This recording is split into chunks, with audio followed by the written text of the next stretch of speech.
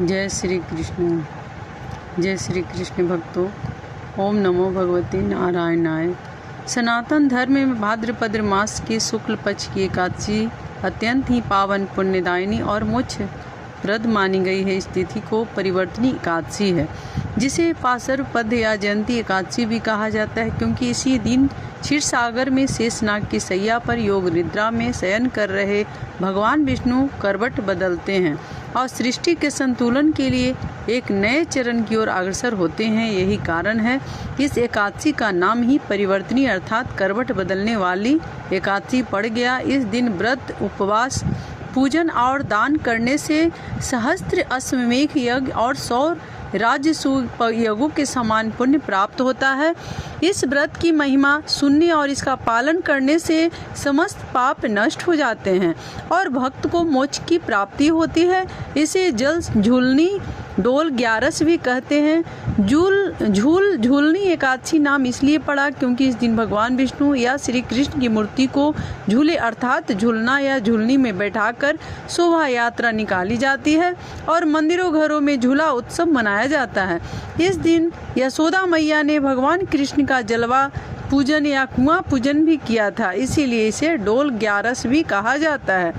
डोल 11 में भगवान को पालकी बिठाकर उनको नगर भ्रमण कराते हैं। इसके अलावा यह भी कहा जाता है कि इस दिन माता यशोदा ने भगवान कृष्ण के जलाशय पर जाकर अंग वस्त्र धोए थे। इसी कारण इसे जल झूलनी एकादशी भी कहा जाता है। इसलिए परिवर्तनी एकादशी पर भगवान विष्णु और माता लक्ष्मी समेत माँ यशोदा की पूजा कर सुख शांति की कामना की जाती है। भक्तों, आज की कथा में हम ये भी जानेंगे कि इस बार की द्वादशी क्यों है खास। अतः आपसे विनम्र निवेदन है कि आप सभी श्रद्धा और भक्ति भाव से इस कथा का अंत तक श्रवण अवश्य करें, जिससे हृदय से पवित्र होकर भगवान विष्णु की कृपा के साक्षी बने।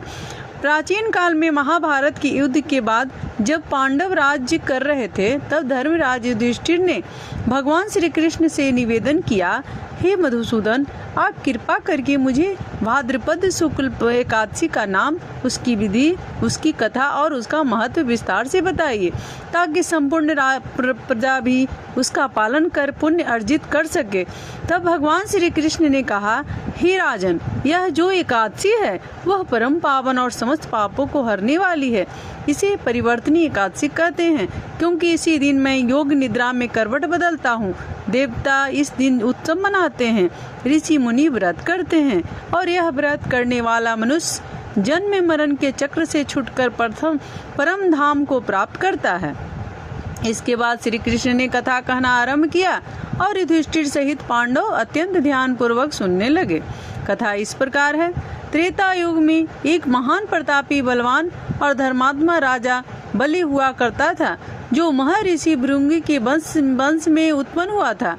उसका नाम ही बलि पड़ा, क्योंकि वह दान, बल, भक्ति और सत्य का मूर्तिमान स्वरूप था। राजा बलि ने अपने पराक्रम से तीनों लोकों पर अधिकार कर लिया था। वह भगवान विष्णु का परम भक्त था, किंतु उसकी शक्ति और यज्ञों के प्रभाव से देवता अत्यंत विचलित हो उठे। स्वर्ग लोग खो बैठने पर भी वे सभी इंद्र के नेतृत्व में ब्रह्मा जी के पास गए और प्रार्थना करने लगे।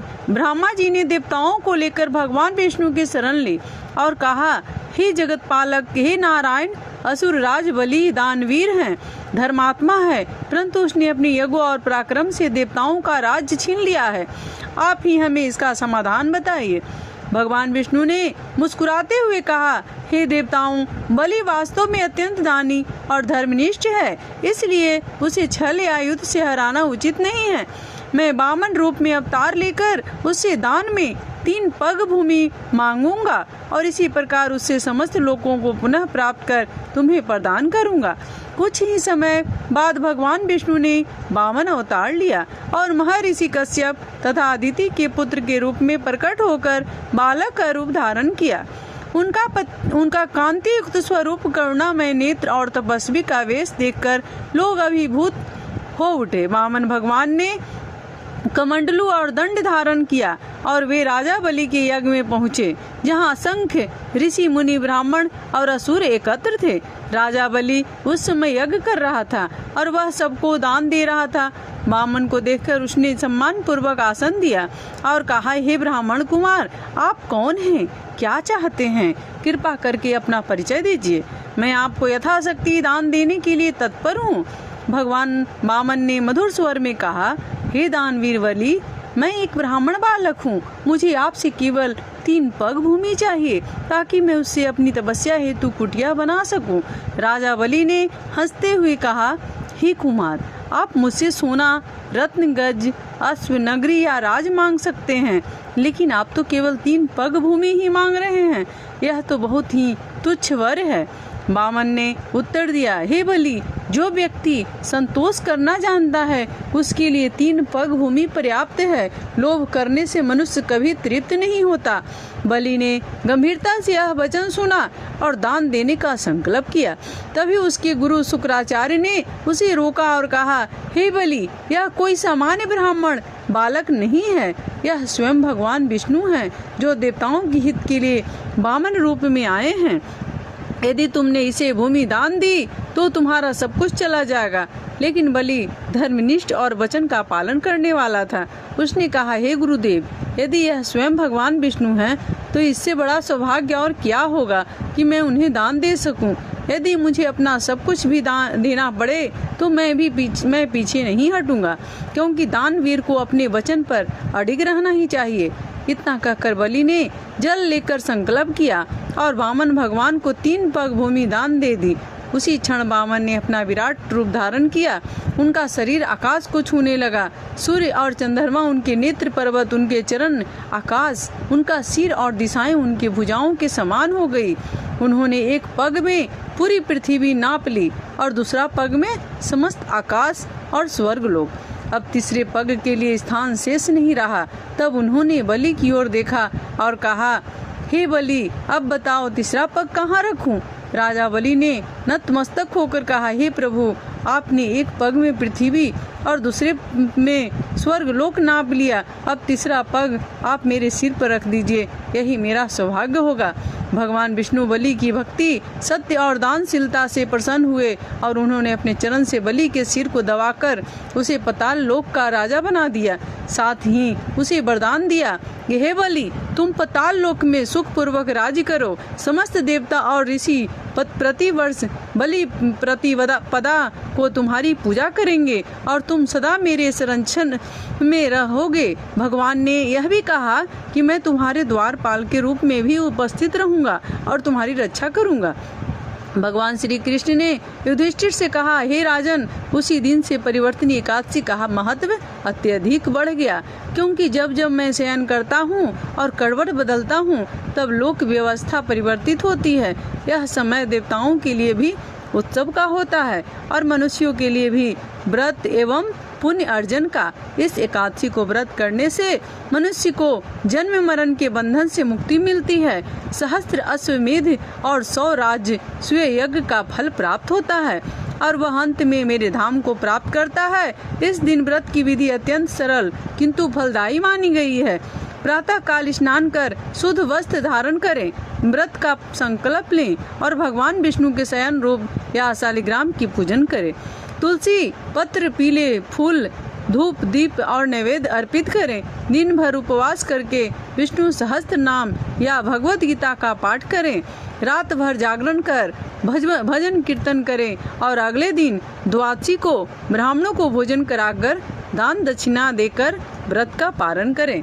इस प्रकार व्रत करने वाला भक्त सभी पापों से मुक्त होकर अच्छे पुण्य अर्जित करता है और विष्णु लोक को प्राप्त करता है। इस प्रकार जब भगवान श्री कृष्ण ने युधिष्ठिर को परिवर्तनीय एकादशी की महिमा बताई तो पांडवों के साथ साथ सभा में उपस्थित समस्त लोग स्तब्ध और भाव विभोर हो गए। सभी के नेत्रों से अश्रु बहने लगे और उनके हृदय में यह दृढ़ संकल्प उत्पन्न हुआ, इस पावन व्रत का पालन अवश्य करेंगे। भगवान ने आगे कहा, हे धर्मराज, इस व्रत की विशेषता केवल यही नहीं कि यह पापों का नाश करती है, बल्कि यह जीवन में स्थिरता, संतोष और दिव्य आनंद प्रदान करती है। क्योंकि जब भक्त इस दिन उपवास जागरण और भजन कीर्तन करता है तो उसका मन सांसारिक विषयों से हटकर सीधा मेरे चरणों में लग जाता है। इसी कारण इसे योग्य और भक्ति दोनों का संगम कहा गया है। यह दिन मेरे शयन के परिवर्तन का दिन है, अर्थात जब मैं अपनी करवट बदलता हूँ तो यह संकेत होता है कि सृष्टि के संचालन में भी एक नया परिवर्तन आने वाला है। ऋतुओं का क्रम, ग्रह नक्षत्रों की गति, जीवों की स्थिति और लोकों का संतुलन सभी मेरे शयन के परिवर्तन से जुड़ा है। भगवान ने आगे कहा, हे युधिष्ठिर, जिस प्रकार राजा बलि ने दान देकर, सत्य निभाकर और अपनी निष्ठा से मुझे प्रसन्न किया, उसी प्रकार यह व्रत भी दान और निष्ठा का प्रतीक है। इस दिन जो मनुष्य सालग्राम शिला की पूजा करता है और तुलसी पत्र अर्पित करता है, वह सहस्त्र यज्ञों का फल प्राप्त करता है। यदि कोई व्यक्ति इस दिन गंगा जल से स्नान करके पीले वस्त्र धारण करता है और रात्रि को दीप दान करता है तो उसके जीवन में अज्ञान का अंधकार मिट जाता है और ज्ञान का प्रकाश फैल जाता है। जो व्यक्ति इस दिन गाय को घास, अन्न या जल देता है वह भी पुण्य का भागी बनता है। यहाँ तक कि इस दिन केवल एक बार भोजन करने वाला या फलाहार करने वाला भी अच्छे पुण्य का अधिकार होता है। कथा में यह भी वर्णन है कि एक समय एक राजा था जिसका नाम अनंत वर्मा था। उसने जीवन भर अनेक पाप किए, लेकिन जब मृत्यु समीप आई तो वह अत्यंत चिंतित हुआ। उसे लगा कि अब नरक ही मिलेगा। तभी उसके दरबार में एक महात्मा आए और बोले, हे राजन, यदि तुम अपनी आत्मा को शुद्ध करना चाहते हो तो भाद्रपद शुक्ल पक्ष की परिवर्तनी एकादशी का व्रत करो और रात्रि भर भगवान का नाम स्मरण करो। राजा ने वैसा ही किया। उसने उपवास किया, तुलसी दल से भगवान की पूजा की और रात्रि भर जागरण किया। उसके भीतर का अंधकार दूर हो गया। मृत्यु के बाद यमदूत उसे लेने आए, परंतु तभी विष्णु दूत प्रकट हुए और उसे विष्णु लोक ले गए। यह देखकर यमदूत भी स्तब्ध रह गए कि एक दिन के व्रत ने कैसे जीवन भर के पाप नष्ट कर दिए। इसीलिए इस व्रत को मोक्षदायिनी कहा गया है। इसके अतिरिक्त शास्त्रों में वर्णन है कि इस दिन जो भी पुण्य कर्म किए जाते हैं उनका फल अनंत गुना बढ़कर प्राप्त होता है। जैसे कि किसी गरीब को अन्न दान करना, गौ सेवा करना, जल से प्याऊ लगाना, वस्त्र दान करना या ब्राह्मण को दक्षिणा देना। यह सब कार्य व्यक्ति को स्वर्ग लोक की ओर ले जाते हैं। यहाँ तक कि केवल भगवान विष्णु का स्मरण करने वाला भी इस दिन महान पुण्य अर्जित करता है। यह व्रत केवल मनुष्यों के लिए ही नहीं बल्कि देवताओं के लिए भी महत्वपूर्ण है, क्योंकि देवगण भी इसी दिन उत्सव मनाते हैं और भगवान की स्तुति करते हैं। हे राजन, इस एकादशी का एक और रहस्य है। जब भगवान विष्णु क्षीर सागर में शयन करते हैं तब देवता, असुर और समस्त लोग उनके श्वास प्रश्वास से संचालित होते हैं। जब वे करवट बदलते हैं तो मानो समस्त ब्रह्मांड में एक नई ऊर्जा का संचार होता है। धरती पर ऋतुओं का संतुलन होता है, आकाश में नक्षत्रों की दिशा बदलती है और जीव जगत में नई चेतना आती है। इसलिए इस दिन को ब्रह्मांडीय ऊर्जा का दिन कहा जा गया है। जब भक्त उपवास करता है तो उसका मन इस दिव्य ऊर्जा से जुड़ता है और उसकी आत्मा शुद्ध होकर परमात्मा के समीप पहुंचती है। श्री कृष्ण ने युधिष्ठिर से कहा, जो मनुष्य इस एकादशी का व्रत नहीं करता वह मानो अपने जीवन के सबसे बड़े अवसर को खो देता है, क्योंकि यह व्रत जीवन में सात्विकता, संतोष और दिव्य आनंद का संचार करता है। यह केवल पापहर नहीं बल्कि धर्म, अर्थ, काम और मोक्ष चारों पुरुषार्थों देने वाला है। इसीलिए हे धर्मराज, तुम और तुम्हारे सभी भाई इस व्रत का पालन अवश्य करो। ऐसा करने से तुम्हें युद्ध में विजय, राज्य में स्थिरता और अंत मोक्ष प्राप्त होगा। युधिष्ठिर ने विनम्रता पूर्वक कहा, हे प्रभु, आपने इस एकादशी की महिमा सुनाकर हमारा जीवन कृतार्थ कर दिया। अब हम सब मिलकर इस व्रत का पालन करेंगे और प्रजा को भी इसके लिए प्रेरित करेंगे।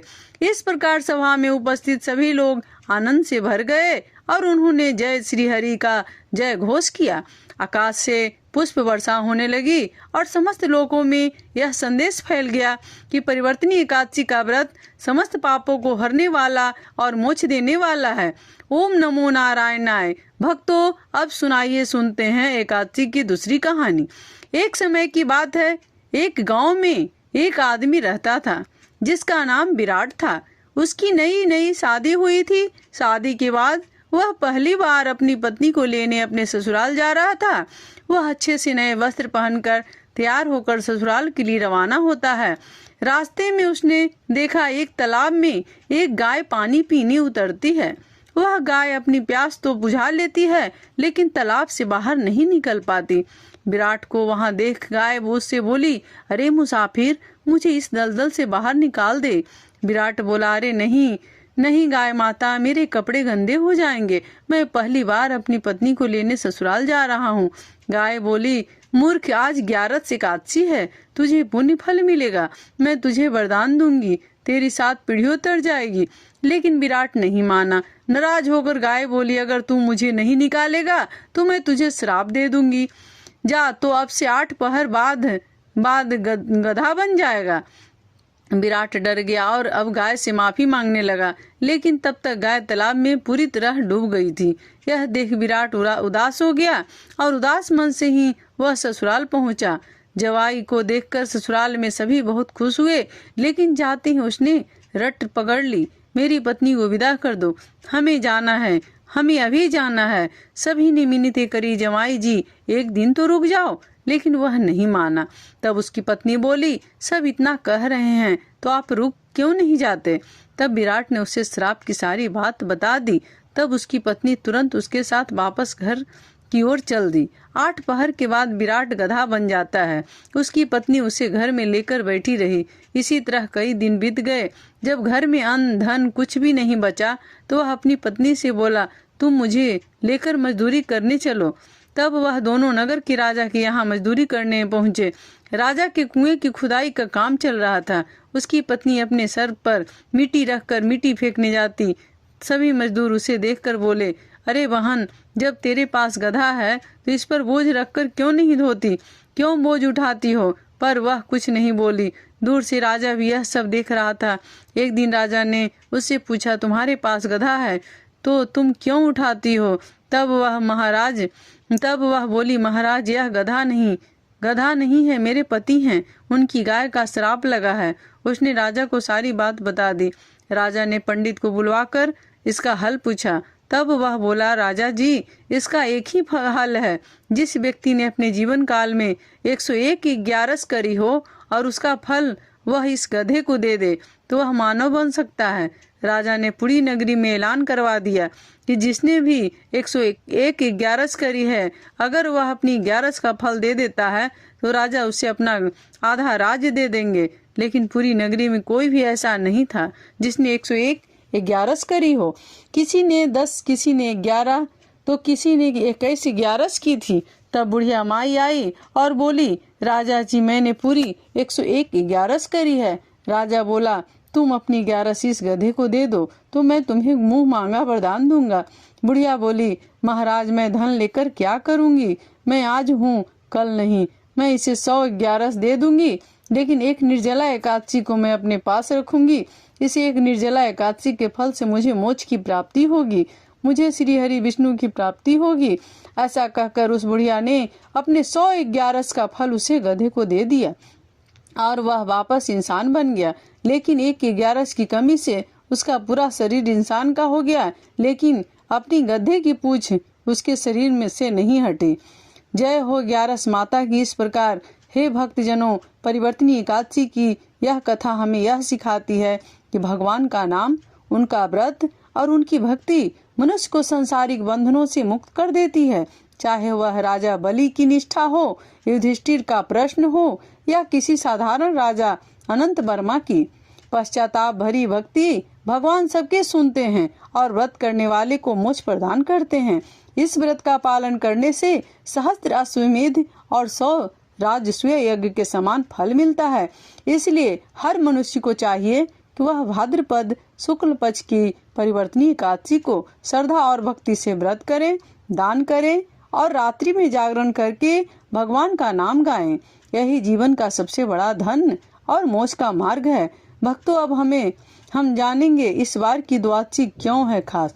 52 द्वादशी, जिसे वामन द्वादशी के नाम से भी जाना जाता है, भगवान विष्णु के वामन अवतार के जन्मोत्सव के रूप में भाद्रपद भादो माह के शुक्ल पक्ष की द्वादशी तिथि को मनाई जाती है। इस दिन भक्त भगवान विष्णु के वामन रूप की पूजा करते हैं, जिससे जीवन में सुख समृद्धि, शत्रुओं का नाश और आत्मविश्वास में वृद्धि होती है। वामन द्वादशी वर्ष में 2 बार मनाई जाती है, भाद्रपद माह के शुक्ल पक्ष की द्वादशी तिथि पर और चैत्र माह के शुक्ल पक्ष की द्वादशी तिथि पर। वामन का जन्म महर्षि कश्यप और उनकी पत्नी अदिति के यहाँ हुआ था। अदिति के पुत्रों के आदित्य कहा जाता है और वामन सबसे छोटे आदित्य थे।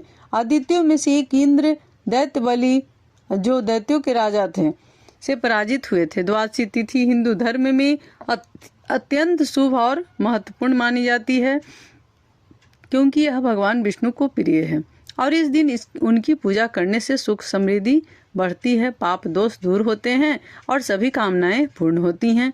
इस तिथि पर भगवान विष्णु के विभिन्न स्वरूपों जैसे 12 आदित्यों या नरसिंह की पूजा, तुलसी पत्र चढ़ाकर अभिषेक करना, जरूरतमंदों को अन्नदान करना और पीला चावल खाना शुभ माना जाता है, जिससे सम्मान, प्रसिद्धि और आध्यात्मिक लाभ मिलता है।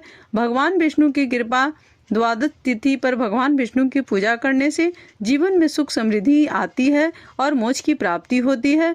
पापों का नाश, इस तिथि पर विष्णु पूजा और दान पुण्य करने से जाने अनजाने में हुए सभी पाप और दोष समाप्त हो जाते हैं। समृद्धि और सफलता, द्वादशी तिथि को सिद्धि काली और जया भी कहते हैं, जो हर कार्य में सफलता और जीवन में प्रचुरता लाती है। बौद्धिक और आध्यात्मिक उन्नति, देवी सरस्वती की कृपा प्राप्त करने और बौद्धिक क्षमता में वृद्धि के लिए भी इस दिन पूजा की जाती है। संकटों से मुक्ति, भगवान विष्णु के नरसिंह अवतार की पूजा करने से जीवन के सभी संकट दूर हो जाते हैं। संतान सुख, कुछ विशेष द्वादशी व्रत जैसे वत्स द्वादशी या मदन द्वादशी संतान की रक्षा या संतान सुख प्राप्त करने के लिए किए जाते हैं। पूजा विधि और उपाय, शंख में दूध और गंगा जल भरकर भगवान विष्णु की मूर्ति का अभिषेक करें और तुलसी पत्र चढ़ाएं। दान पुण्य, इस दिन ब्राह्मणों को भोजन कराएं या जरूरतमंदों को अन्न दान करें। अन्न का सेवन द्वादशी के दिन चावल खाना शुभ माना जाता है। खासकर पीले चावल खाने से भगवान विष्णु की कृपा मिलती